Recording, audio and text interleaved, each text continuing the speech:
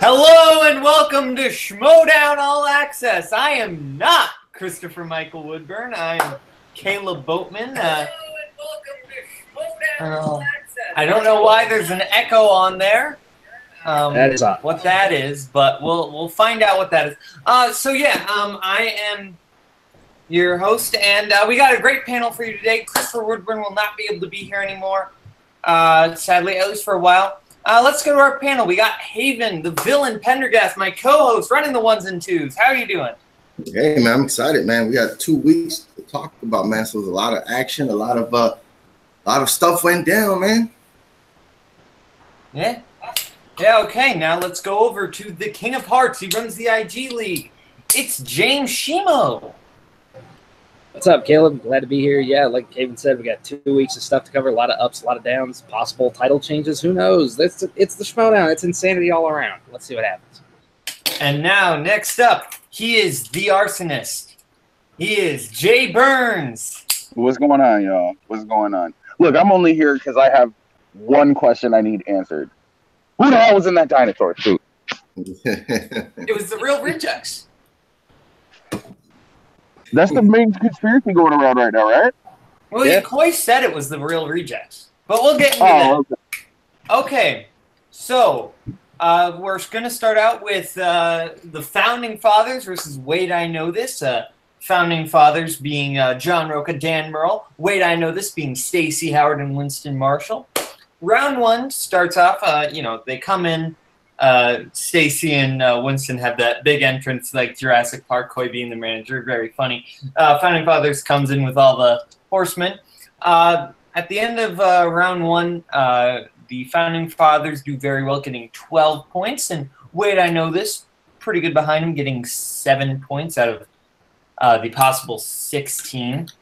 Let's go to James first. What are your thoughts on going into it? Who were you picking for who you thought was going to win? And what were your thoughts on the round as a whole?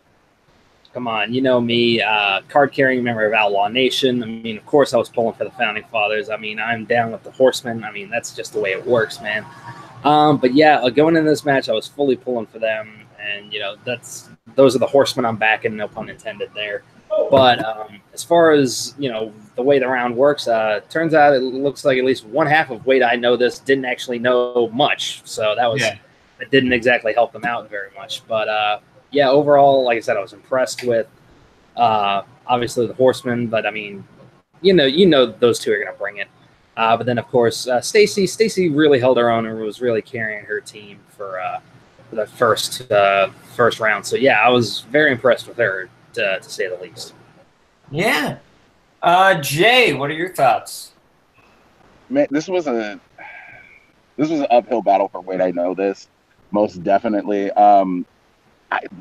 There was like a 5% chance of them coming in and winning, but like I was pulling for them. And damn it, dude! If Winston Marshall ain't one of the funniest cats in Schmoedown right now, I kind of wish he knew a little bit more, because that would have been at least an interesting match to watch. But, at least that Sassy Stacey Howard can hold her own. It was basically a handicap match for that entire first round. Yeah. Let's go to Haven. Man, we're missing the best part, man. Fucking Coy, bro. When he was laying on stage, I don't know if he was doing like a Jeff Goldblum, when that meme you always see, or that gif where he's just like laying there with the shirt open from Jurassic Park. Yo, Coy made that place probably a little hot with his sexiness, man. I think about the show, right?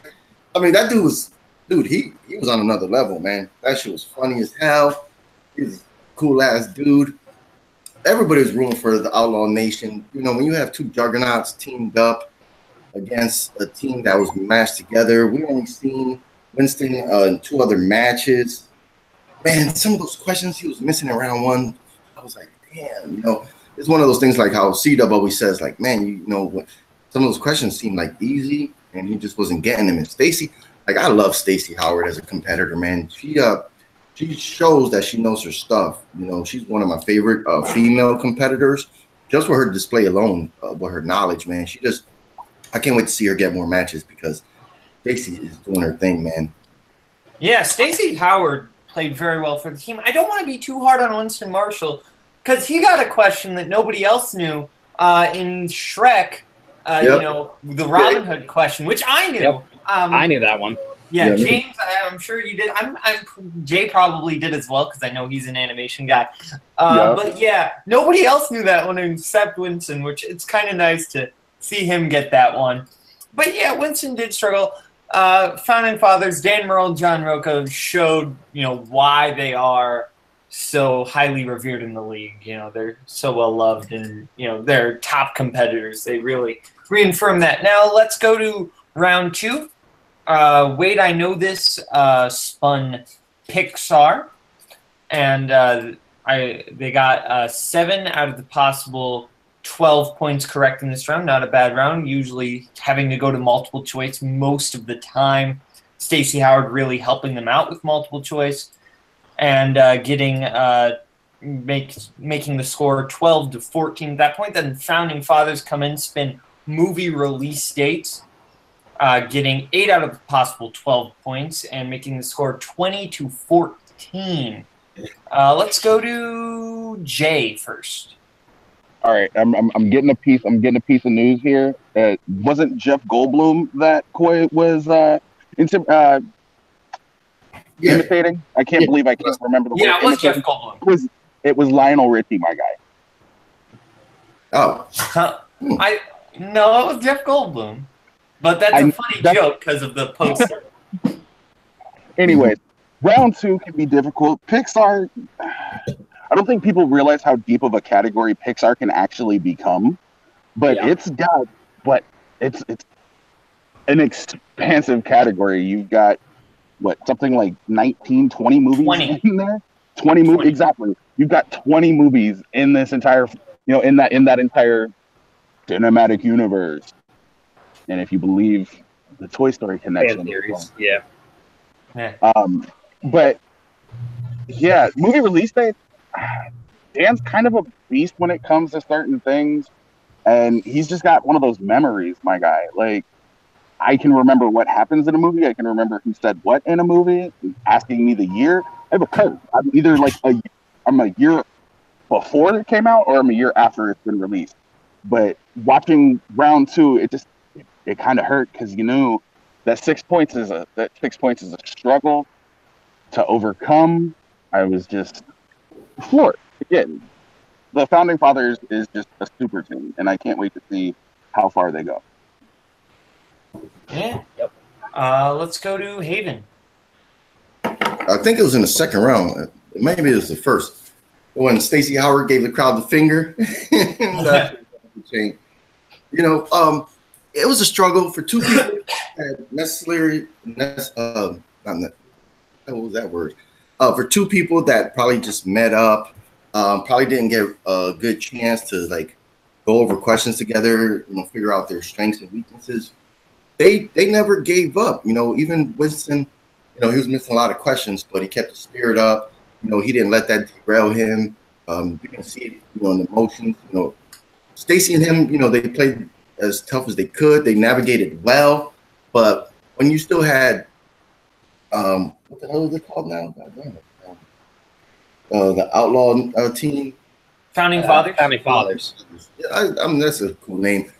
You knew that they still had to go next. So you're like, God damn, they were able to take the lead, but it was only until they spun the wheel. So you're like, shit, these guys are gonna roll, and they did, man. They're veterans, and that's why they're the Founding Fathers. They're both former champions, and putting those 2 guys together is a tough battle for any team, man. Because these guys, they click well, they cover each other's strengths and weaknesses, and man, they just rolled, bro. They rolled over this team. James? Yeah, going off of some points that Jay made. I mean, when it comes to Pixar, when you get something like that, or even when you get just a general genre question like a horror or a fantasy sci-fi or anything like that, you granted, you know sort of what to expect with those, but you can also end up with stuff that you wouldn't necessarily think, because with Pixar, they could ask you about specific events in the movies. They can ask you cast members. They can ask you movie release dates. They can ask you directors. Right. All of that can encompass that same thing. So it's a very, very difficult category to pin down, especially like I said, with a fantasy sci-fi, you know at least an idea of what you're going to get. You know at least specific movies that they're going to ask you about. But when it comes to Pixar, there's such a diverse, not just a quantity of movies, but the style of movies that they make and the subject matter and the lessons that they try to teach, that you have no idea like what kind of specifics they'll ask you for when it comes to that. So with that said, Wait, I Know This actually did very, very well with that for what they could, because I believe they got asked like 2 different director questions in that round, if I'm not mistaken. So in order to be able to pull some answers like that and be able to roll with those kind of questions were great. But of course, I mean, you knew the Founding Fathers were going to bounce back and really, manhandle whatever category they got, and especially with something like movie release dates. I know, like, Dan Merle, for a lot of that information, has a mind like a freaking steel trap. So, I mean, you really couldn't have expected them to really screw that up that royally. So, I mean, good on them. And then, heading into that third round, it was an uphill battle for Wait, I Know This, but as Christian likes to say all the time, anything can happen in the freaking in the movie trivia Schmoedown. So there was absolutely potential there. So I was curious to see how the third round would have played out. Yeah, John Roca mentioned that there were ones that Dan Merle knew in the second round that he was like, oh, let's go multiple choice. And, that strategy at that time probably wasn't the best decision in hindsight, but it might have been the best strategy overall since, A, they won, and B, it's probably safer so that they didn't miss it by like 1 year, as Jay was saying, Right. Then let's go to round 3. Wait, I Know This was up first, being behind 6 points. So Winston was asked the 2-pointer, and it was what is Tom Cruise's profession and American Made. He missed that. The correct answer was pilot. Then Stacy gets the 3-pointer about what Brad Pitt's job was in Fight Club. He makes soap, bring the score up to 20-17. And they missed their 5-pointer, which was their Lord of the Rings question. What are the 2 actors who are in all 6 Lord of the Rings Hobbit movies? And that's the one. Stacy says that Winston wanted to go Orlando Bloom. She wanted to go Cate Blanchett, and they went with Orlando Bloom and ended up missing that one. We haven't gone to Haven first yet, so Haven. Yeah. Oh, man. Winston, you know what? I got to give props to the Schmoedown, Christian, Ellis. This was second, I believe, live event, or third, if I'm not mistaken. Third. The third one. For Winston to be there, that's a big historical event for him. He goes, hey, I did a live show. The crowd, they packed the house. It just shows the love that us fans have. Like, no matter who's going to be there, if we're in the area as fans, or if we have to buy tickets, we're going to go see the show because we enjoyed it so much. And like I said, they both did well. Just, man, he missed that fucking question. And I was like, I'd never actually seen that movie, but in the trailer, they show him fucking flying planes like every other second. Same here. Like I could tell, like, dude, how do you not realize that? Yeah, I was like, oh, he flies planes. Like, he's a pilot, pilot. And when he missed that one, I just knew it was a wrap. Because I was like, fuck, dude. And Stacey Howard getting her 3-pointer, it just shows, man, she knows her stuff. It's just, they have a lot of competitors, and just like how we do here sometimes, where sometimes people don't play as much as other players. But man, I wish maybe in the singles tournament, like, she could be in that and she could, kick ass and keep moving forward, because I love seeing her play. She always comes out with a great outfit. She always dresses up, and she knows her stuff. She's cocky, confident. She's a sweetheart. And Winston, he played as best he could. He just, some of those movies, maybe he's better with the comic book stuff. So they should have spun again in round 2. I think they both seemed like they weren't sure of Pixar, but they stuck to it.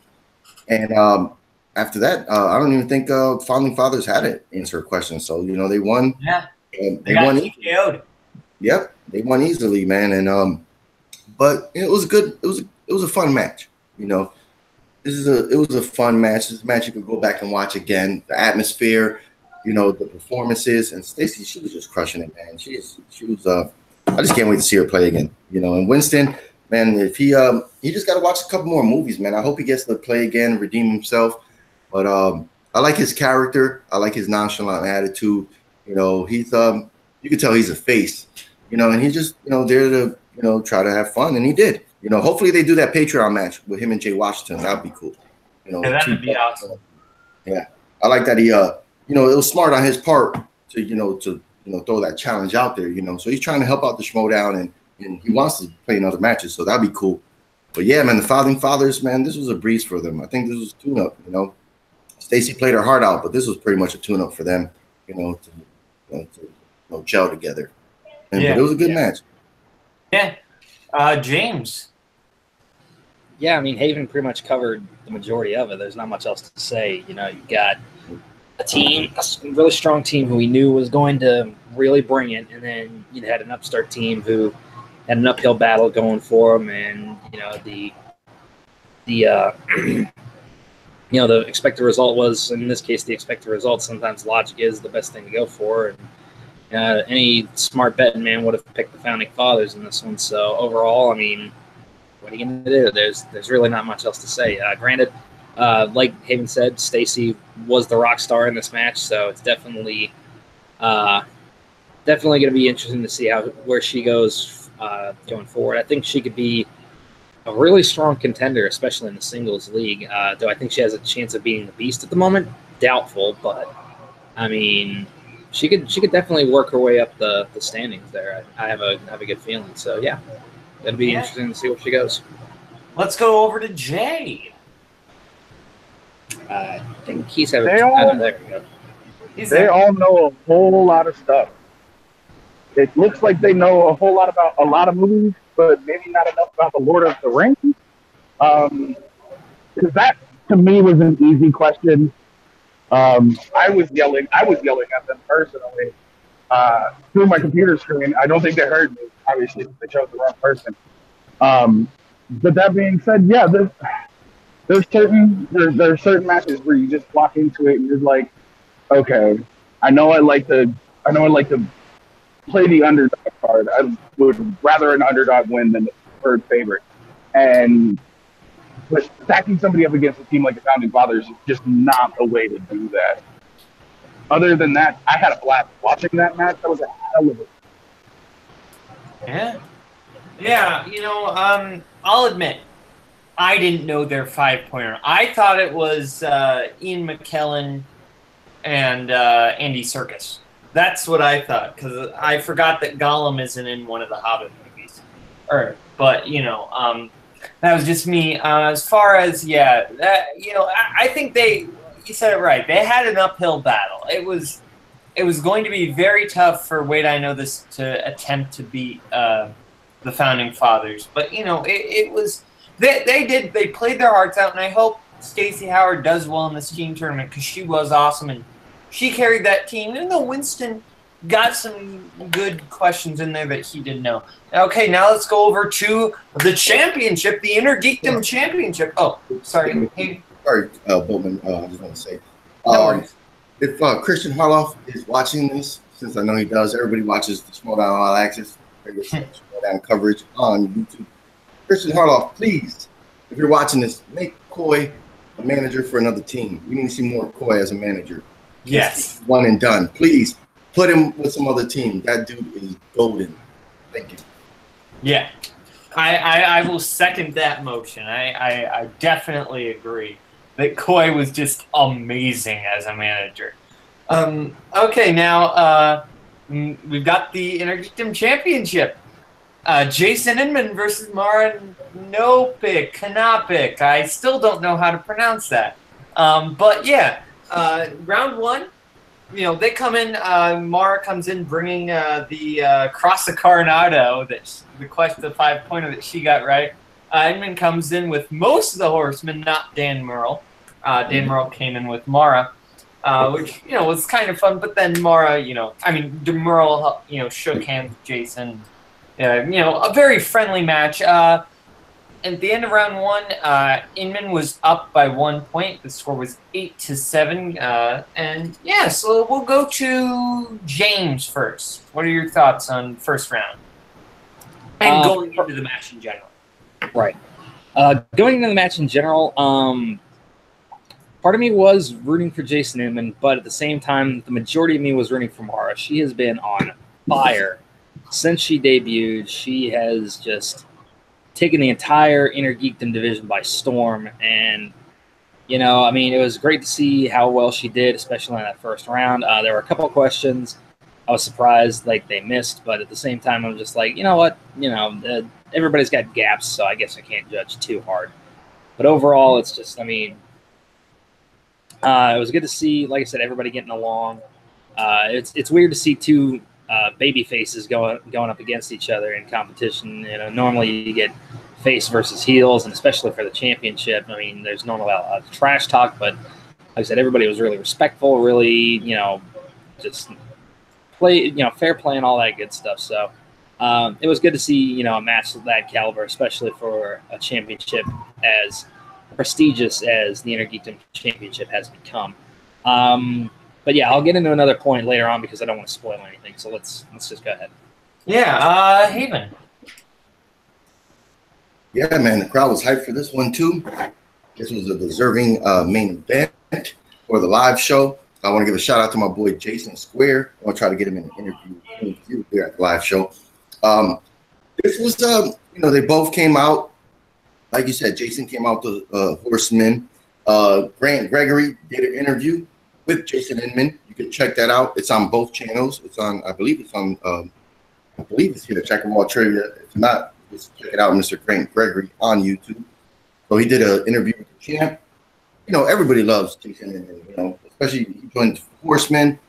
So, he's got backing now. He's been a champ for a while. He's proven himself. He had a cool entrance. Mara came out. And Merle was there with her. He's a good friend of hers, so that was respectful. We shook hands with Inman, showing that, hey, we're still brothers in the Horsemen. It was a good, friendly match, two faces. Mara has just won the crowd over so easily. I love her nonchalant, just whatever, easygoing attitude. It is so just cool, and it's so genuine. She just comes there and like, hey, I'm here. All right, I guess I'm going to play a match. Okay, I guess I got to whip ass again, whatever. Cool. Let me hug a puppy afterwards. I'm good. She's just so nonchalant. And the questions were good. I know you guys love IG. That's one of my weakest, divisions that I play in. But they held their own. Jason Inman had a 1 point lead coming after the first round. So you could tell this match was going to go the distance. Yeah. Jay, you there? Hey, Haven, I hate to break it to you, man. I don't think they're just friends, bro. I'm pretty sure that they're dating, my guy. Yeah, they talked about it here a couple times. I just don't like spreading business and personal stuff. Well, it's true. Everybody it's not a rumor if they both say it. It will never come out of my mouth. But that being said, I loved the entrances, my guy. IG is my bread and butter. It's my place to be.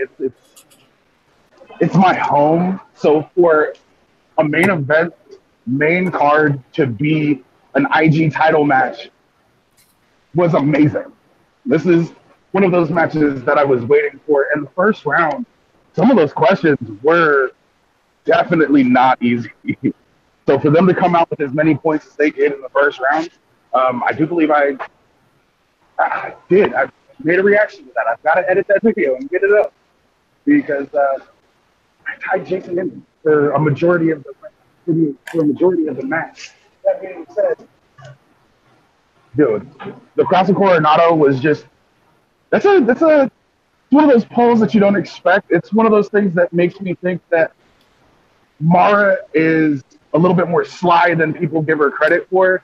She does have this great persona about being this really nice person, and then she comes in underhanded with the here's the Cross Coronado. Remember, I beat the dude who set this shit up. I'll beat this guy too. And look, you saw what happened. Yeah. I went to everybody, right? Yep. Yeah. Oh, yeah. Yeah, I think that the cross the Coronado thing was more of a jab at, a heel Mike Kanowski. I don't think that was really directed towards Jason Inman. That's just me. Yeah, round one went pretty well. Going in, I had no idea who was going to win because these are both amazing Intergeekdom players. I wanted Mara to win because I just think, A, she's got an awesome personality, and B, it's just so cool to have, a rookie come in, win a tournament, and, take over, win the championship. So that's why I was rooting for Mara, but as far as who was going to win, I had no real prediction because it's just impossible. I was giving the slight edge to Inman, but I had no real idea. Then going into round two, Mara, Jason Inman defers to Mara. Mara spins first. She gets movie release dates, and this is where her talents really shine. She gets 9 out of possible 10 points. Sorry, what? I just 9. Yeah, 9 out of a possible 10 points in movie release dates, doing super well. Only going to multiple choice once. Just doing amazing in this. Inman goes spins Star Wars. Doesn't do quite as well, but does all right. Gets 6 out of 10 points. The score was then 14-16, with Mara up at the end of round 2. We'll go to James. James. Yeah, like I said, Mara shocked the heck out of me, though, I guess because of her connection with Dan Murrell. I guess she shouldn't have. But, I mean, yeah, getting 9 out of a possible 10 points on movie release dates, especially when it comes to, like, IG movies, like, there's definitely room for error in a lot of those because, especially with some of the earlier IG films, like the Superman movies and things like that, like, there's definitely a possibility to whiff, not even just by like 1 year up or down, but even like 2 or 3. So that was impressive. I think the biggest pull away from this round is though Jason Inman breaking one of the cardinal rules as well as the peg off the wheel at the same time. It's just like, dude, how many times has Christian said that over the last couple of weeks and you just blatantly ignore it? But yeah, I mean, when Inman got Star Wars, I was like, okay, cool. And then he started, answering the questions, and it's just like, wow, they didn't hold back. But I was just like, good grief, I mean, you really didn't know some of these? I mean, I knew a good portion of them, but there were a handful of them I might have had to go to multiple choice, but the majority I could at least know without having to go that far. But yeah, overall, strong round by both competitors, and then we went into the other 3 rounds. I mean, good grief. I mean, that's the thing about these championship matches is it's as much of an endurance contest as it is a knowledge contest because you've got to go 2 rounds longer than you're used to, as well as incurring the Jeopardy rounds. Like, oh, I got to bet points now. Oh, speed round. Oh, if I don't get this right, I'm going to lose a point. There's a whole bunch of wrinkles that they throw in there that just makes it awesome to watch. Yeah. Jay, you there? Yes. I am. Round 2, my guy. Look, first off, you do commit cardinal sin. You break the wheel. Like, you only have one of those things. Well, they probably still have the backup, but I don't think anybody wants to spin the little backup wheel in a live event. But to touch on what Shimo was saying, yeah, it does change up just a little bit. I'm not going to lie. Not even with just the added rounds, but doing it in front of a live audience, like doing it in front of like your friends who compete in movie trivia is one thing, but to do it in front of a theater that is sold out is something completely different. Maybe some of the nerves got to Jason when he was doing when he was answering a Star Wars question. Lights were a little bit bright. I'm not trying to make excuses. It's just sometimes shit like that happens. But Star Wars is kind of like Pixar. Even if you take the EU out of it, there are still quite a few movies and quite a few questions, and they have their own, there's their own Star Wars belt, which means that eventually they're going to have to start going deep cuts when it comes to things like that. The more questions you have to write, the harder they're going to get because you have to go infinitesimally smaller every time you ask a question. Details have to be correct. Movie release dates, if I was going to quiz somebody, quiz them about movies, I would ask them movie trivia questions and ask them things that the year it came out. That's just me. And I think that's the route that they might have gone with that because that was fucking. Again, I was up or down a year on all of them because I don't know when things come out. I just watch them, okay? Okay, we're going to go to Haven. Yeah, that was a surprising round too. I forgot movie release dates is on there because it's IG. You think of, I don't remember the last time that was asked in IG, a movie release dates in the category. Maybe people spun away from it. Mara, she took it. She took it, and a lot of people are saying like, oh, it's kind of hard, but IG only has a certain amount of movies.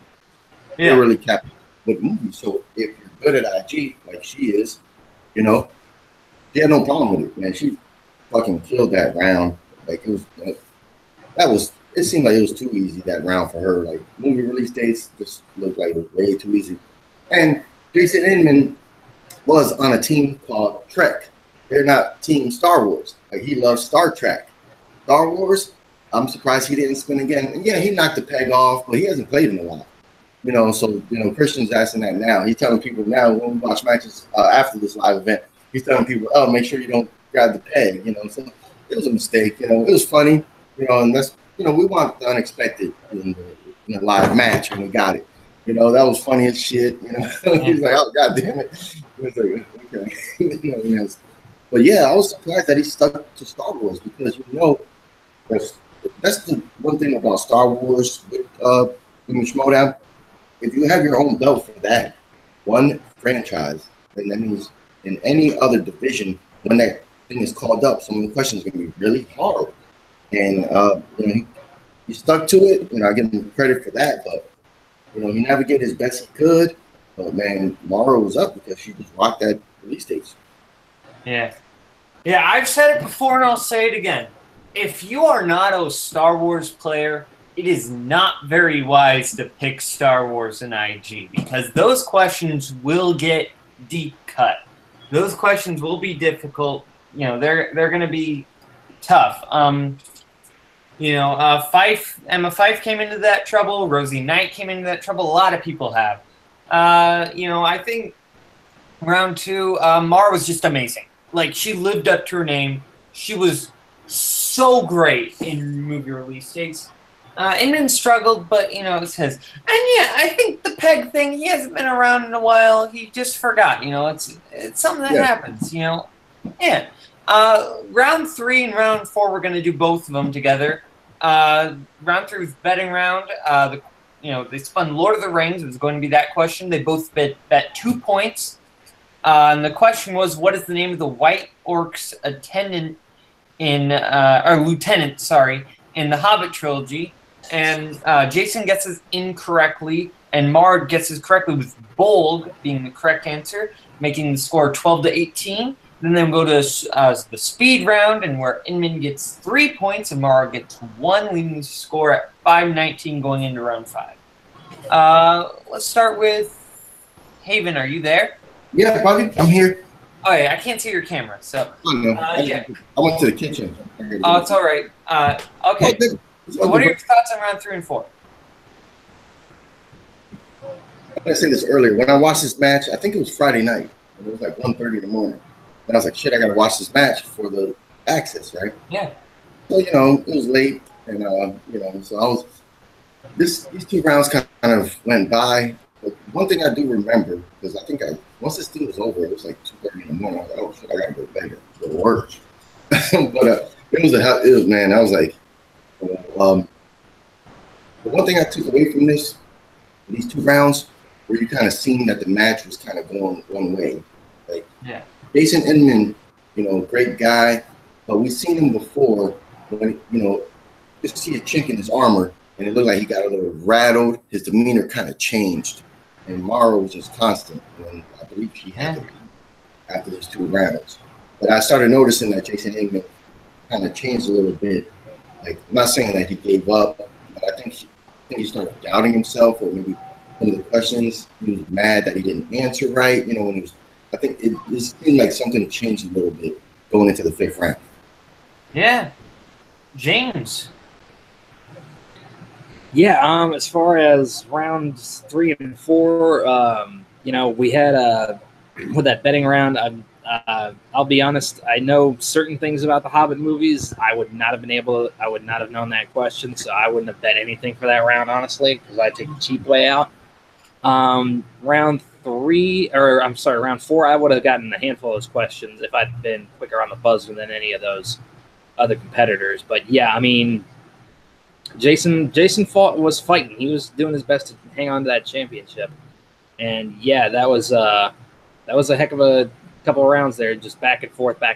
So it was good to see both of them fighting so hard for that. Like I said, it just shows again the level that those IG competitors really hold that championship to. Every IG competitor wants that title and knows what it means. So they're going to fight like hell to either keep it or to take it, and they certainly did in those 2 rounds.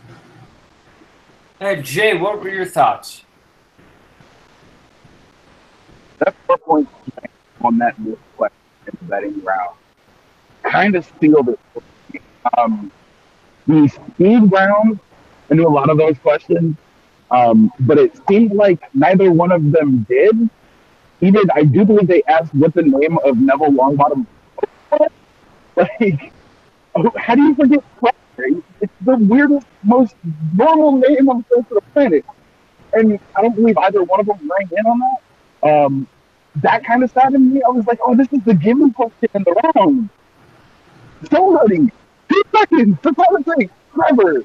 No, and they were both like, oh, I think I kind of knew that. And then they didn't. But answering a couple of the questions in round where you lose a point if you don't do it right, just really kind of it's one of the things that didn't happen, but it's definitely gonna happen. You're kind of cutting in and out, Jay. Cutting in and out big time, Jay. Yeah, we really can't make heads or tails of what you're saying. What was the last thing you heard? I heard you talk about Trevor the Toad. Yeah. Okay. Yeah, we're talking about that, but it was I jumping don't in. know how you don't get that. Sorry, my bad. I don't know how you get that wrong, or not even answer that. And the one thing you never really want to see in any championship match is the one thing that you always see in a championship match, and that's people missing questions.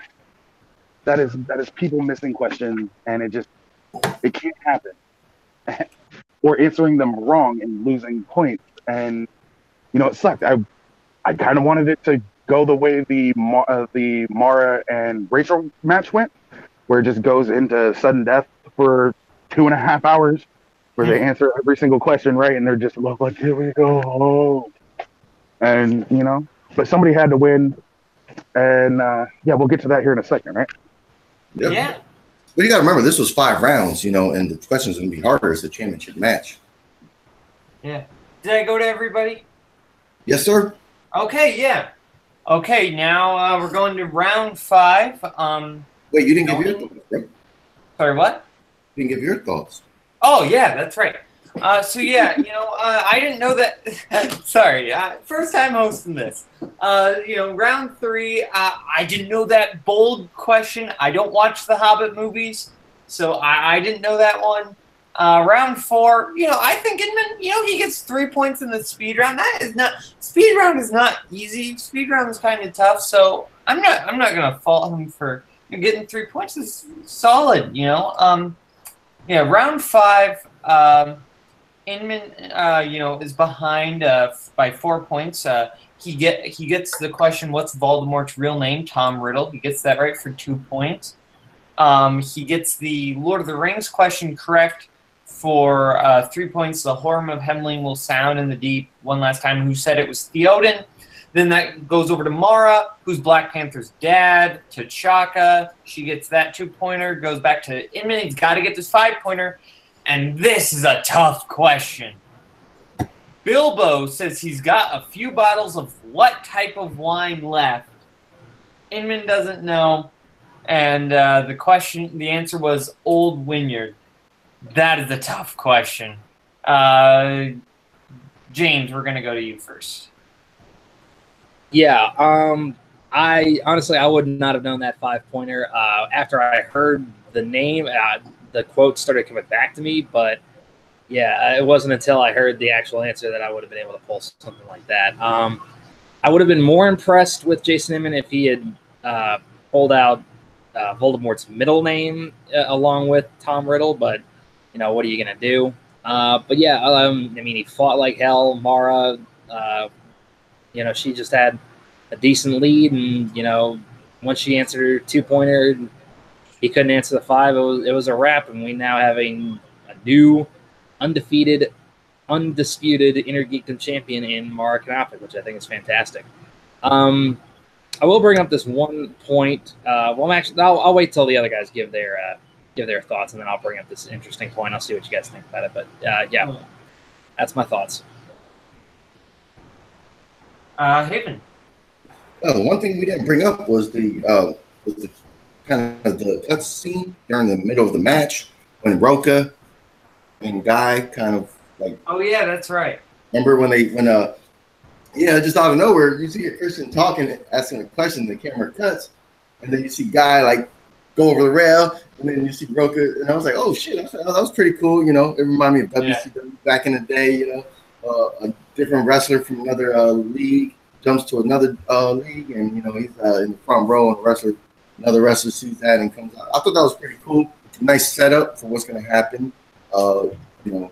Next week, this Tuesday. Yeah, next week from now. But yeah, like I said, man, that last question was hard as fuck. I love Lord of the Rings. I love the Hobbit films. I know a lot of people say, "Oh, the Hobbit films." I own all of them. Sometimes I will literally, if I'm feeling a certain type of way, I could put the Lord of the Rings on and watch all 3 in a row at night. Like I'll binge watch those films.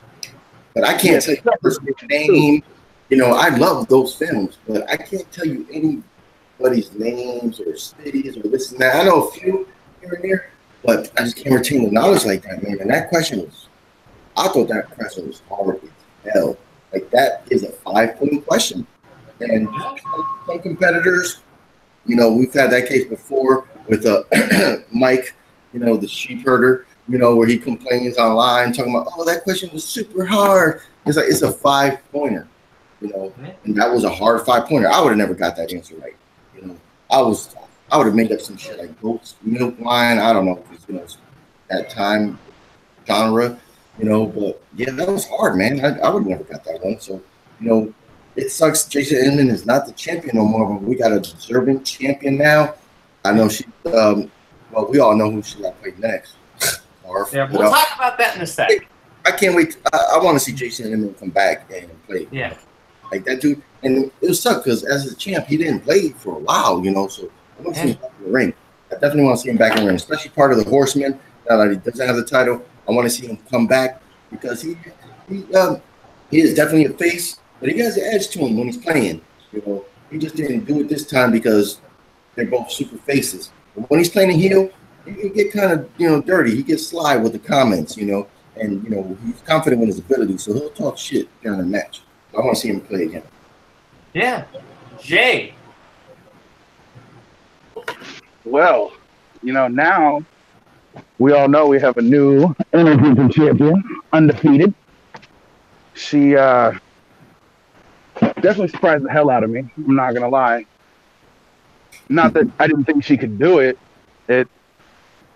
I really kind of after a little bit, I kind of figured it would have been a TKO. That 5-pointer, my guy. Yeah, like Haven said, it's just about as hard as what are the 2 robot names? You and Dummy. Yeah, son of a bitch.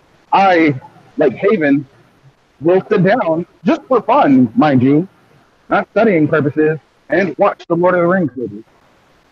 And I got that one wrong. I barely get Lord of the Rings questions wrong when I get asked Lord of the Rings questions. But that motherfucker, damn, son of a bitch. That being said, Kate rep tomorrow. I can't wait to see she does 6-0. You know, she's 5-0. She holds the championship title. Man, I kind of want to see Mara's reign. Let's see how it goes. Yeah. Yeah, you know, that 5-pointer was difficult. That was tough. I mean, it was worthy of the match, but that was an insanely hard 5-pointer, you know.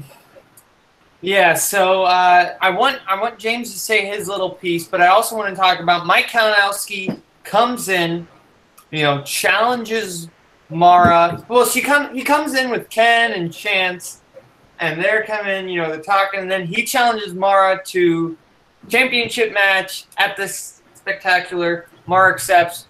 James, I want you to say your thing, but I really want to hear what Haven has to say about this. So, Haven, I'm going to go to you first. So, Haven, what do you think about that? It's funny.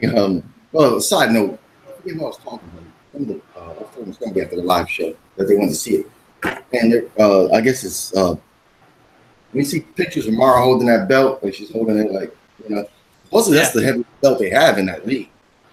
I think the new Star Wars title might be a little bit heavier, but maybe because the other two titles, the tag team and the heavyweight title, they both kind of have the same faceplate. Yeah. And I've seen websites, so I kind of could gauge like how much they cost. Well, Christian said they're pretty pricey.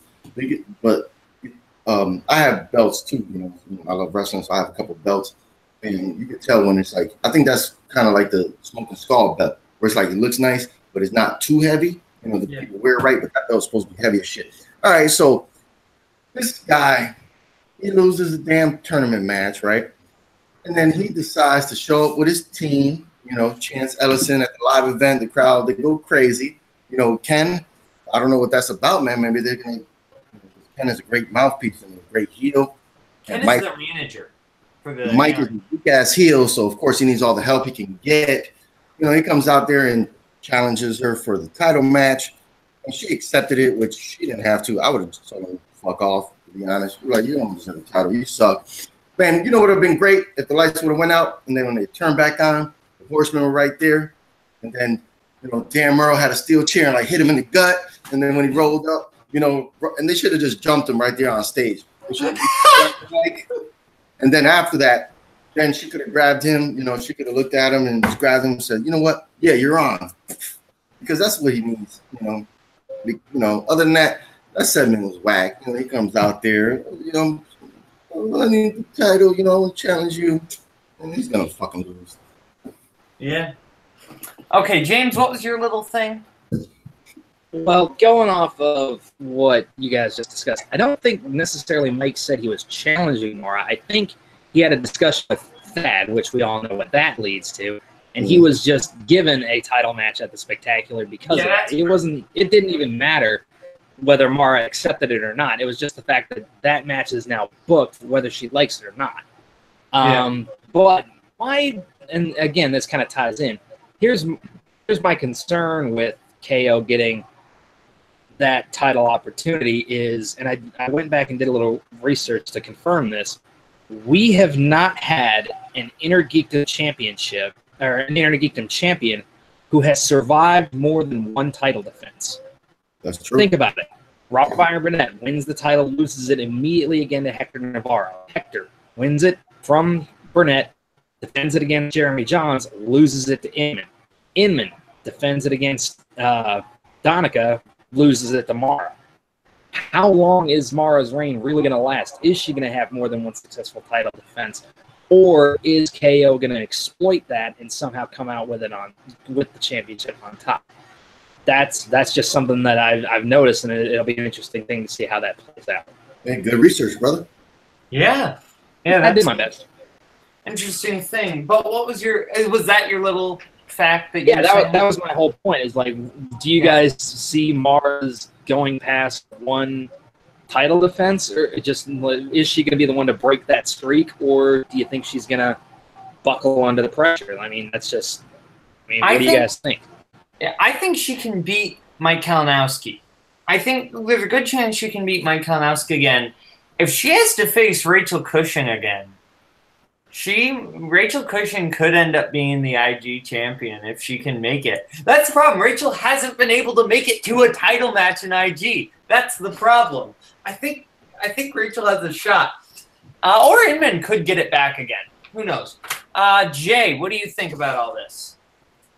Well, first and foremost, I don't think it's legitimately fair that Kalinowski came in and threw a temper tantrum about how his own tournament that he was going to be the best at, he got fucking knocked out of, and now he still gets a title shot?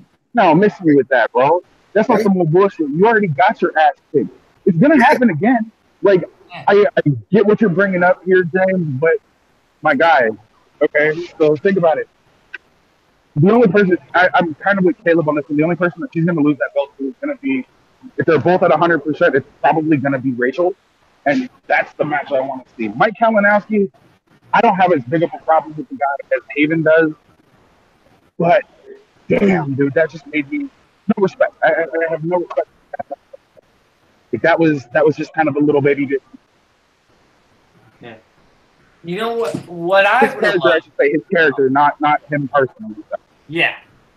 What I would have loved is maybe a triple threat between Jason Inman, Mike Kalinowski, and Rachel Cushing. I think that might have been awesome. And then the winner goes on to play Mara Kanapik. Oh, sorry to cut you off. We've seen Mike in a triple threat earlier this year. What happened? He got knocked the fuck out. You know what? Jokes aside, I want to say that I think this is a great Mike Kalinowski. You know, me and him, we go back and forth all the time. You know, but he's really doing it right now, and Mara needs a heel, you know, to play against. So she's kind of like, you know, if you want to go back in time, she's like Hulk Hogan, right? She just won the belt. She's bringing in Hulkamania, right? And she needs a credible heel to face. And Mike Kalinowski is like Iron Sheik, you know. So this is gonna be a big time match. It's gonna be a fun match, you know. All jokes aside, you know, me and Mike, you know, we talk a lot of shit to each other, but this is smart, you know, and this is, you know, it's a good build up to a match. You know? The only difference is you can actually understand what Mike Kalinowski is saying more than 50% of the time. Yeah. Here's the thing. This is proof of how ignorant I am about wrestling. I was not aware that Hulk Hogan was a face. I thought he was a heel. That's how stupid I am about wrestling. You only know him from the NWO WCW days. Okay. Yeah, I don't even know that. I just know him because of Gremlins 2, my dude. That's... You thought he was a bad guy in Gremlins too? He was trying. He wasn't a bad guy, but I just know, like, that's what I know of Hulk Hogan is. He's in Gremlins too, and I kind of just assume that because he talks like this, brother, that he's a heel. You know, I just assumed he was a he's heel. just intense that way. Yeah, I don't know. See, that's the thing is I don't know. So yeah, now we're gonna go over. Unless somebody spend some time with me and Haven, we will educate you, my guy. Yeah. We're going to go over to this week's matches. We got Paddington 2, the Paddington 2, my mistake, versus War Machine. That is Matt Atchity and Lana Duralde versus Janine the Machine and Brian Walton. Coming into round one, Paddington 2 do pretty respectable, getting 12 points, and the War Machine doesn't do too bad. They get 9 points going in round one. Haven, what are your thoughts going into this, and what are your thoughts on round one in general? All right, you kind of glossed over the intros because that's when we first met. And your thoughts on the intros as well. Was Brian, right? Brian. Yeah, Brian Walton. Walton was last. I was going to say Ward. I apologize. Okay, Brian Walton. You know, this is the cool thing about this tournament is I believe we have 4 new players coming in that we've never seen before. I think 3 or 4 people that we have. I think 3. Oh no, 4. You're right, 4. Well, at least 3 that we haven't seen. We know Chance Ellison. We've seen what he. Yeah. No, I know. We all know the good brother Chance Ellison. You know, we all love him. That dude's the beast. But it's cool because a lot of other people don't know him. You know. Oh yeah. So it's like. He's got the hype train because we all know and love him. You know, we battled against him. We've been on screen with him. He's a great human being, so we're all rallying with him. Brian Walton is like, oh, who's this guy? But he cut a hell of a promo. You know, he cut a promo. You know, he had a lot of swag in the promo. Yeah, I think he's from the hood, man. The way he was talking, I don't know where he at, man. But he gave me the little vibe, right? I'm like, oh shit, look at this cat, the beard and the hair, he has swag. Jay Washington cut a good promo, the machine, she was like, all right. But I always liked Atchity. I always liked him. His partner, like he said, he hasn't played in so long. And when he did play his first match, like a year and a half ago, he did well in the match. But a lot of people forget he played. So I think I always say this about Atchity.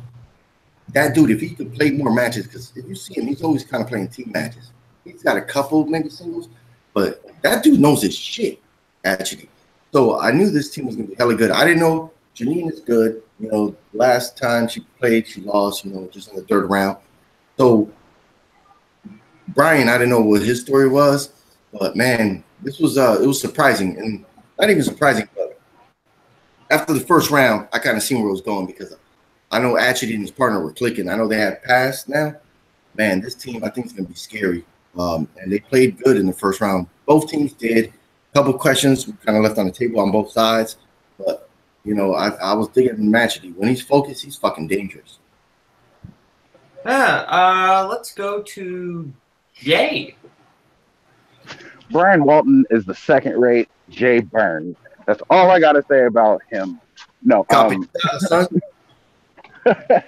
no. That being said, they had a hell of an entrance.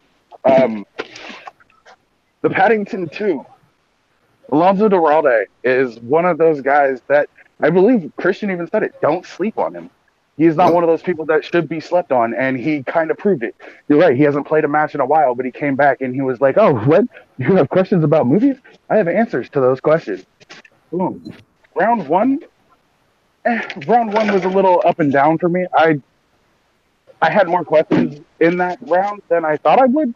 Just going back and rewatching it. And Janine, I'm a patron of Janine, so. I give her money every month, and she lets me ask her movie questions. So, I'm hoping that I can see a couple of flaws where she's at right now and be like, oh, okay, this is where you need to focus on. And I just want to see her play more, man. She is hilarious, and I don't think people give her enough credit. The last thing she was in was that triple threat match, right? Yep. Yeah, that is correct. Okay. That triple threat match, she came back from that. My guy, it sucks that she didn't win, but she came back from being dead last place to not. So there's not a whole lot you can say about it at that point in time. That being said, the Paddington 2, not the greatest team name ever, but maybe one of the best teams we've seen so far. Yep. Yeah. James. Yeah, I'll agree with Jay there. The Paddington 2 are definitely a team to keep an eye on, especially since as far as the new teams that we've had made because of this anarchy. I'll say, as far as Roca and Merle go, we know what both of them can do individually, so we knew when you put them together, there's going to be magic there. But yeah, as far as these brand new teams who we had no clue how they were going to mesh, to see what those two were able to do was very, very impressive. Janine is, continues to hold her own, and even our partner Brian, they kept, he kept his end of the deal. He did what he had to do in certain respects. So, a lot of props to him for coming in and stepping in where he needed to as far as the whole shakeup here. But yeah, first round, like I said, solid job by both teams, and there was a lot of upside to both of them. But yeah, Paddington 2 were the ones who really stood out in this instance. Yeah, Paddington 2, they did super well in this round one. Going in, I had them winning in my bracket, not winning the whole tournament, but winning this match. So I predicted that correctly. They came out to that Elton John Christmas song, I believe, with the Santa hats. That was a lot of fun. But yeah, they did very well. Brian Walton, he was all right. He was all right. Janine kind of carried them a little bit throughout this match, but he did fine. Yeah, let's go to round 2. Paddington 2 go up first. They spin Kate Blanchett, getting 9 out of the 12 possible points, doing very well, making the score 21-9. And then War Machine goes up. They get 2000s, and they do all right. They get 7 out of the 12 points. Not a bad score at all, making the score 23-16. So yeah, let's go to Haven first. Oh, I should have mentioned that Paddington 2 do get a steal in round 2. In round 2, what was the categories they both picked again? Sorry. Kate Blanchett for Paddington 2 and 2000s for War Machine. That's right. Man, Kate Blanchett was a surprise one on the wheel. I don't remember seeing that before. But Paddington 2, those guys worked together before, like, you know, outside of the Schmoedown. And you can tell they knew their stuff, man. I was excited to see them play, and they just kept clicking, man. 2000s was a broad category for the War Machine, and they just couldn't get as many points as I think we all wished them to have. It really sucks that the Machine, Janine, if she had one of the 2 first original players that she was supposed to be partnering up with, I think they would have won this match. Yeah. And, you know, it just sucks because she plays hard, man, and she's on this losing streak right now, but she plays hard. And I think by this time next year, or maybe during the singles tournament, if she's in that, I think she's going to start picking it up, man. So she's on kind of a slow curve, and I always wish her the best, man. But damn, this match just was not pretty, especially in round 2. You know, they got a couple right, but Paddington was just clicking on all cylinders. Yeah, you know, or Jay, we haven't gone to you yet. Where were the Lord of the Rings questions? Where were the Indiana Jones questions in the Kate Blanchett category? I'm kidding. That's Save for IG. I understand that, but you know, she Making a has. joke. I wasn't being serious. I was being goofy, my guy. Kate Blanchett has a very deep filmography, and I don't think a lot of people realize that. They have quite a few different movies that they could have chosen from, and Doralde kind of just fucking. Well, that was an amazing second round for the Paddington. I kind of wish that Janine and Brian had a chance to get to know each other and their styles a little bit better. Maybe they wouldn't have gone with something with, like you said, that was such a broad category, because you were not wrong. 2000s, that's an entire decade worth of movies, my God. There are 165 decent movies per year times 10. That's 1,000 movies to choose from. Son of a bitch. Yeah. Did I go to everybody? Yep. All right. Yeah. So as far as Kate Blanchett, that's a tough category. You know, I mean, but they pulled it off. That's one, because when you get any actor category, that's one where it can be obscure movies. It's just a coin toss, but they went with it, and they did super well in that. And 2000, that's a tough one. Any decade category is tough. And I'm feeling, if I recall correctly, Janine was a little hesitant, but Brian really wanted it, which kind of makes sense to me, because since Brian hasn't really played in the Schmoedown, I think that's kind of a rookie mistake, in my opinion. That, somebody who hasn't watched Schmoedown enough might think, we can probably go with the decade one, and not kind of realizing how deep the rabbit hole goes. But, it's all right. Then War Machine gets, going into round 3, War Machine is behind by 6 whole points. Brian goes up first with a 2-pointer. The question is, who directed Kate Blanchett in Cinderella? He gets that right with Kenneth Branagh. And then, Janine is asked a Paddington question. Nicole Kidman plays a taxidermist in what family movie? Janine gets it with Paddington. That was very funny. Yep. Then their 5-pointer comes in. The question is in Paper Towns, who plays Margot. And you can tell it's on the tip of their tongue. And Brian does not realize that they have one more repeat left. And, he says Deneve or whatever he says. And he doesn't even say Kara. He just says Devigny. And the match was over. They could have used that repeat. And he should have let Janine take it. Or, I'll say my thoughts I'll let Jay go first. Jay?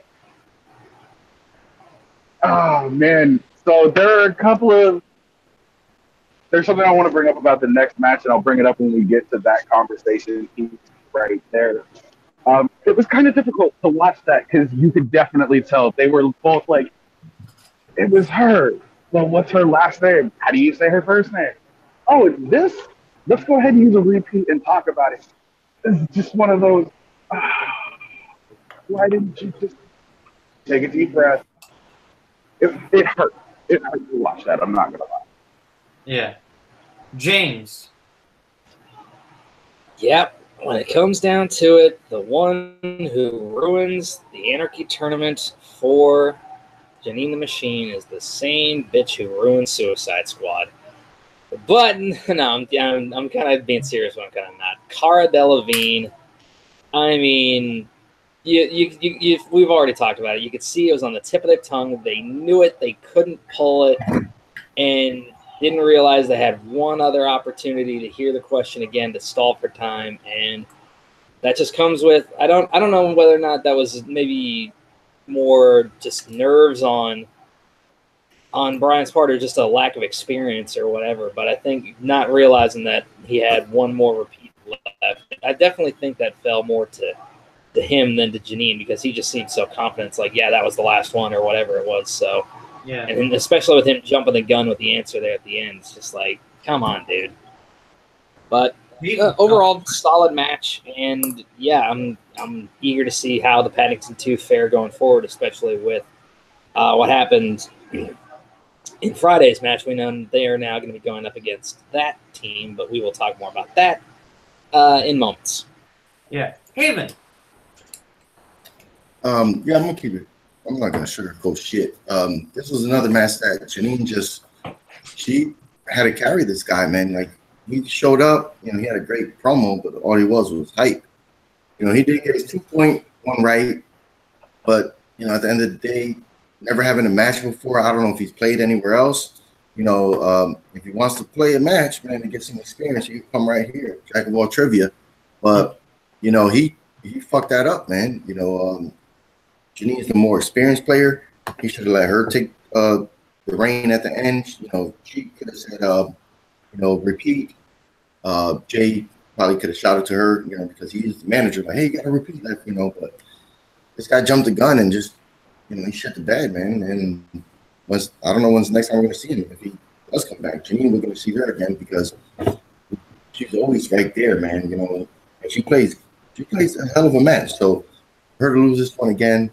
It just sucks, but I know it's going to be motivation for her to get back in the ring and to prove all the doubters out there. It was a lack of experience and a lack of probably being there for the first time and the lights and never really actually playing the match. But I know of, so Brian just kind of hit that shit, and Paddington 2 was just rocking it. Yeah. I went to everybody, right? Yeah. Okay, so going into I didn't go to myself. That's the thing. Yeah, so, I keep doing that. Yeah, I'm not going to sugarcoat it either. Brian Walton, I feel like you need, when you're the inexperienced player, you need to kind of let, the other person take command of strategy. Janine should have, he should have waited for Janine, because that's the thing. It feels like Janine was kind of, wait, no, don't. And Brian's just like, Devigny? And it was just like, no, come on, man, just let Janine handle it because she probably would have given the repeat. I don't know. I feel like, Janine just kind of got screwed out of that. It seems unfair. That's just my opinion, but I don't want to be too harsh on Brandon because I'm sure he's a nice guy and all that. It's tough because I want Janine to do well so badly, and she just has this unlucky streak. That's just, it is what it is.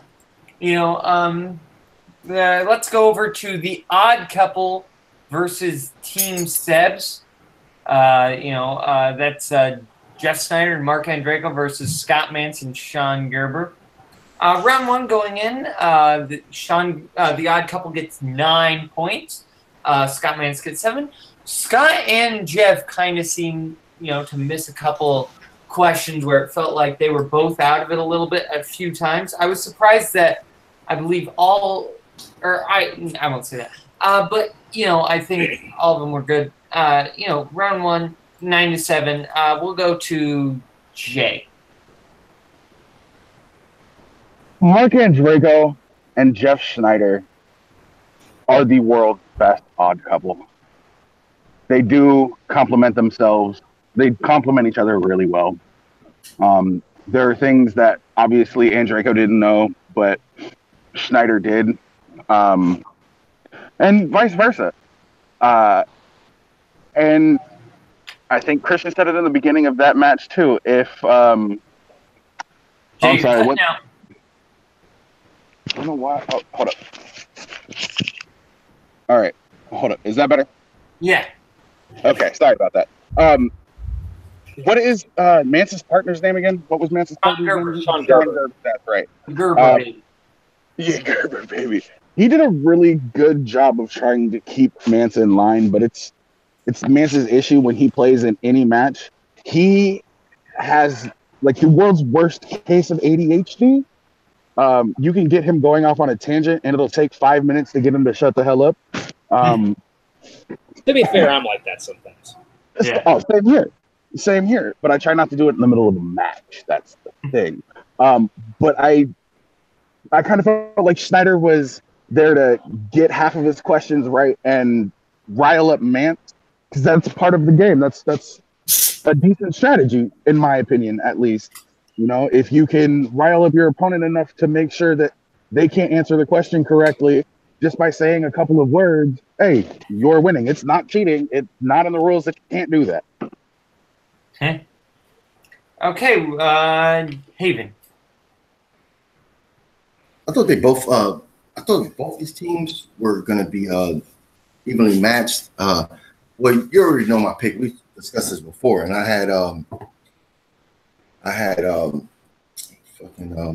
Jesus Christ, I can't blank. Snyder and Draco? Yeah, I had them winning this match. Hey, holy shit! Snyder came out looking crazy. I don't know. He looked like they just pulled a crackhead out of the alley and threw him in the match. I don't know what's up with his gear. But, so Finstock.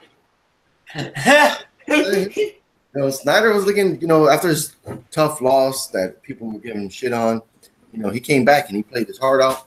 And Draco, I always said he's a sleeper guy. If he had a couple more matches under his belt, he could get dangerous. And this team just had it together.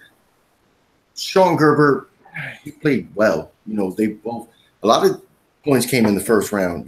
Sean Gerber was answering points. Scott Mance just, we didn't know which Scott Mance we were going to get. And unfortunately, we got the one that, it was ugly. But the first round was good. Both teams were doing well. And the highlight was Draco was willing to work with Snyder. And if they're willing to work together, the team was going to be dangerous. And I kept telling people that. Yeah. James.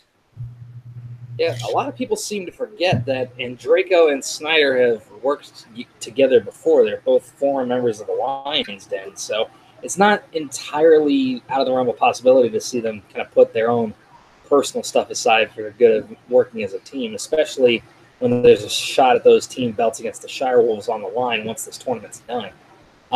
With that being said, it was tough to see Mance kind of continue his little downward spiral ever since losing that wedge to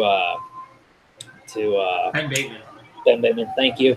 But yeah, ever since he started, he lost that, and then now this, and then I mean, and Team Trek having a breakup when Inman joined the Horsemen, and now with the Anarchy tournament, I mean, things are just not going well for this dude. But I mean, that's the thing is, I like Scott Mance. I think he's a good guy. He's got a great personality. He's a lot of fun. Best diss line ever was from his first match against John Roca, Salt and Pepper Cocaine Donkey. I mean, that was just hilarious. But overall, like, just to see how far he's fallen since, I mean, this was a guy who about a year or so ago was facing Jeff Snyder and JTE for those team belts, and now to see him get knocked out in this team tournament in the first round, just it's a low blow, and I hate to see it, but I mean, props to Snyder and Andraco for making the most out of this whole Anarchy thing and really just gelling as best they could. But yeah, first round was an uphill battle for Team Sebs, and it's just it got worse and worse as things went on. But what are you gonna do? It's the way the cookie crumbles. Yeah. Oh, can I say something right quick? Yeah, sure. I just want to give a shout out to JTE. He was he had an accident a couple of days ago. Get better, dude. Like, legitimately, our healthcare system sucks in the United States. It really does, especially when you have to set up a GoFundMe page to help fund medical bills. So if you're a fan of the Schmoedown, you give $1 if you can, but get better, my guy. That's all I really wanted to say about that. Absolutely. Yeah. I just saw a tweet from him earlier that said some of the guys from Collider and all pitched in and sent him a copy of the new Spider-Man for the PS4 while he recovers. So he's tripping on painkillers and web swinging right now. So he's probably not doing too bad. So yeah, going into round 2, Team Sebs, I should say my thoughts again. Dang it. So it's hard to watch Scott Mance not do super well because I love Scott Mance so much. He's the best. But it's like every other match he just plays horribly, and then every other match it's like, where were you last time? What happened? You're tearing me apart, Lisa. That's what it feels like. For those of you who don't know, for those of you who don't know, you gotta make sure he hasn't been in your town, 18 years ago. I was gonna say, no, we all know Caleb Boatman is really what happened when Scott Mance had a piece of colon removed from surgery, and he just kind of formed into his own little mini Mance. So that's good. They have the same laugh. They gotta do. Yeah. Hey, he could have been in your way maybe like 19 years ago. You never know.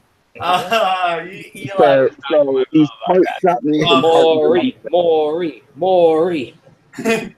But Scott Mance, La La Land. I love that movie, so who knows? But it was it's tough to watch him not do so well. But the Odd Couple played pretty well, getting 9-7. Neither of them played bad. Neither of them played like amazing in round 1. Team Sebs goes first. They spin classics. They decide to keep it. This was a dumb idea to keep it. It was just not smart. They do not do very well. They only get 2 points, and they let the Odd Couple get a steal for 2 points. Scores 11-9. Then the Odd Couple gets spinner's choice. They pick Cameron Diaz, and they get 9 points out of a possible 12, making this. But Team Sebs does get a skill, making the score 20-10. Haven, what do you think about all this? Second round. Fuck, man. This was just showing that Scott Mance. Oh man, I love Scott Mance to death. He looks like one cool guy. I have nothing against him, man. You have a new teammate, Sean Gerber, and Sean Gerber knows movies, or he wouldn't be there. But you didn't give him a chance. They landed on classics, but you think Scott Mance would have rocked. Like, he is like so well known for movie release dates. He goes up to the wheel and he has his chip up. He sees that shit. That was funny as hell. Where he's like, "What the fuck is this?" Like I love that the Schmoedown they could cuss. You know, they could be grown adults. You know? If they start getting to the point where they can't cuss, and they're like, you know, saying like stupid ass words like suffer and succotash, then I'm like, I'm done with this shit. But you know, they could be grown people. You know, and he's like, what the fuck is this? This motherfucker's on my wheel. You know, like he's going off. That might have threw him off. It's been classics, and Gerber was like, hey man, I'd rather just, you know, spin again, but it's got, you know, Scott Manson's like, no, listen, you know, we're good. And then his fucking excuse, like halfway through the round, is like, oh, I thought it would be like 80s films. And Yeah, like, that was dumb. that was like, dude, there's certain wheel slices 70s, 80s, 90s, 2000s, and they didn't do, you know, and you could tell Sean was just looking at him like, dude, like I didn't want this, like I don't know these answers, you know. So he's talking, he's communicating with his partner, like, hey man, let's go to multiple choice. I don't know this shit, you know, but man, they couldn't get it, and we had the odd couple getting steals, and when the odd couple went up, they got spinner choice. The one thing that was funny that I was cracking up is they had back-to-back answers where what's his name? Segal? No, you're thinking of Jason Segel. Jason Segel, yeah. Back-to-back answers with Jason Segel, but they went to multiple choice on the coach question from a bad teacher. And once the answers came up, they're like, oh, yeah, shit. And I was like, you've never seen that before. Back-to-back answers for 2 points is the same. The biggest clue on that one was the audience laughing. Yeah. I thought that was really funny and really cool. But the odd couple clicked, man. You know, Cameron Diaz show up. So Scott Manson was able to say his catchphrase. You know, he was able to say it twice. You know, got a big pop out. But he shit the bed, bro. He should have listened to his teammate, and they should have spun again, and they didn't. And it bit him on the ass, because after that, it was a wrap to me. Yeah, James. I'm sorry, Scott. Scott Manson. I want to look you right in the eye right now. I don't know if you're watching this. If you are, great.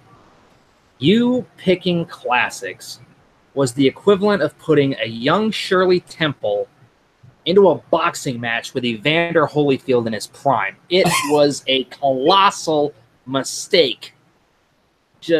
And you thought it was going to be modern classics like 80s movies. It's like, dude, when you pick classics, there are going to be questions that you know you're going to run into. Stuff with Gone with the Wind, Maltese Falcon, Psycho, and all these other black and white films.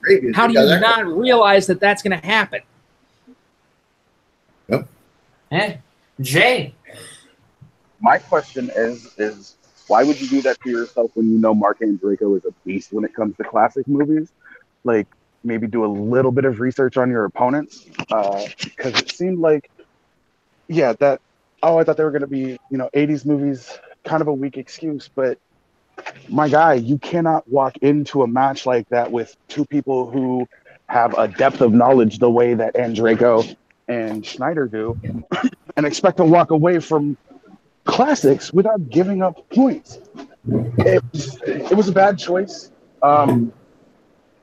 But I will say this, Sean Gerber, just in the background, the We Need Repeats played fantastically as a teammate, strategically being like, yo, we need to do this. Oh, multiple choice. Oh, give us the repeat. Give us the JPE. On it when Mance was just getting off track. He kind of brought it, like, and you're right, he was like, I don't really use fucking questions. I didn't want to take plastics. We could have respun. And sometimes that's just the luck of the draw sometimes, man. Yeah. I was in this recent team match that I played, I was in this exact position.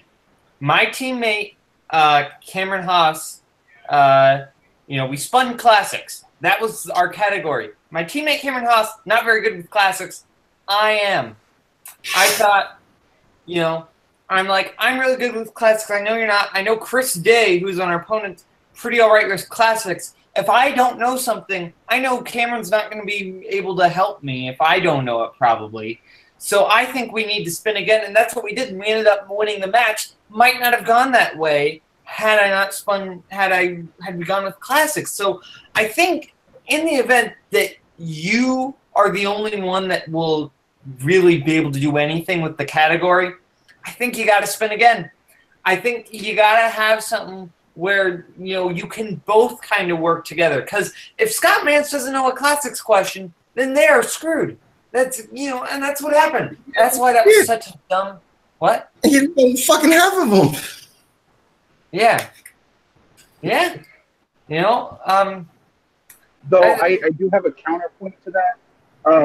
I recently also had a team match, and we spun gangster movies. But I didn't open my mouth for that entire second round, my guy. And guess what? We got them all. Yeah, but that's the thing. If Dom didn't know one of those, then how are you with gangster movies? Because if you're horrible at it, well, yeah, that's the thing. You're all right. Sean, probably not great at all with classics. And, so that's the thing. Like, that's the issue here. But, that's all right. Let's move on to round 3. Let's move on to round 3. They only answer one question in round 3. Team 7 is up to them. And I am so mad they missed this question. The question is, what movie is the quote, "Stop trying to make fetch happen. It's never going to happen"? What movie is that from? That was what character said it. What character said it? That's right. My bad. What character said it? And the character was Regina George in Mean Girls. And I love the movie Mean Girls. I think it's one of the funniest comedies ever made. I was so upset they missed that one. Comedy classic. Yeah, it's a modern teen comedy classic. Yeah, I agree. Well, Jay, you go first. What's thoughts on match in general and the round? The match in general was great. Haven did say it first. Snyder came out looking mad crazy. I think that was a part of their plan as well. Oh, hey, look, we're the odd couple. He's the odd, and Andrico is the couple. That Regina George question, I'm not going to lie, I got it wrong because I said Regina King because I couldn't remember George. The only Regina that popped into my head. But that being said, this was an amazing match. And, oh, shit, that means that the Paddington 2 play the odd couple in a match. Correct? That's correct. I say in round 2, yeah. That's going to be a good one. Thoughts on the match? It went better than expected, in my opinion, even for 15, even with Mance being Mance. Yeah, Mance being Mance. That being said, I love Scott Mance, just like everybody else. I have conversations with him on Twitter. Every once in a while, I'll hit him up. And dude is mad funny, and he knows a lot. I just don't think he has the ability to focus when he needs to. And in matches like this, you kind of need a laser focus. Yeah. But Team says it sucked to see him go bye-bye. I kind of wish that we'd get to see a little bit more of them. But, it is anarchy. And that's one thing I can give to Kalinowski, my guy, is the fact that I might not like him, but this has brought me so much entertainment. It's ridiculous. Yeah, James. Yeah, overall, how do you miss Regina George? It's one of the most, as far as a 2-pointer goes, that's one of the softest softballs you can get thrown. But overall, like I said, once that second round hit, it was a wrap as far as I was concerned. 10-point deficit, ain't no way they were coming back from that. And yeah, excited for the Paddington 2 versus the Odd Couple in round 2, but we still got a bunch more matches in round 1 to get through before that comes up. One way or the other, it's going to be entertaining to say the least. Yeah, Haven. I ain't gonna lie. I've seen a lot of people online saying, "Oh, yeah, I would have got that one." I wouldn't have. I watched that movie one time before, probably when it came out, and it's just a film I haven't gone back to. I know people hold it as like a cult classic, like a great comedy. I thought that was a hard question, and it sucks because Sean Gerber was like, "Oh, I know this one." You know, if he would have got that one, but yeah, being down by 10 going to third round, it sucked because I know a couple of you guys were like, man, you know, you want to see Scott Mans move further. I want to see Sean Gerber move forward. I wanted to see him be able to play a match, you know, because I think this guy could do well in the Schmoedown, but we just didn't get a chance to see him this time around. Scott Mans just, in my opinion, he just shit the bed, man, just like not talking to his partner. And it sucks because I think Sean Gerber, like, he's there and he wants to play matches, and this match just, you couldn't tell. And that's why I picked the odd couple to win this one, and they did, because I thought they were going to click better. If Sean Gerber, if they would have picked a different category in round 2, and Sean Gerber and Scott Mans were on the same page, this could have been like one of the best first round matches. I think both teams would have rocked it, but they didn't. So it was nice to see this cat play. You know, it sucks because you could tell that he's ready to score some points and answer some trivia. He just didn't get an opportunity to, so it sucked, you know. So it just, after round 2 is a wrap, bro. Yeah. Yeah, I mean that was tough.